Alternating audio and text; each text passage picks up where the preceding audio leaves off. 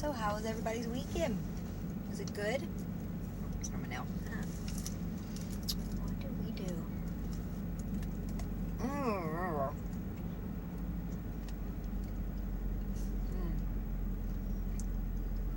Had to go to Publix to get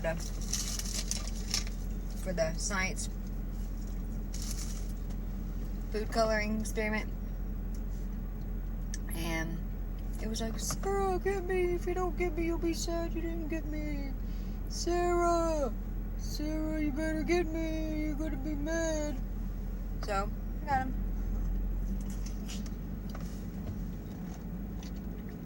I looked at everything. I really want an ice cream cake, but I'm like, where am I gonna put it? And then I even want a cheesecake. I'm like, where am I gonna put it? Maybe I should start making fridges for the car.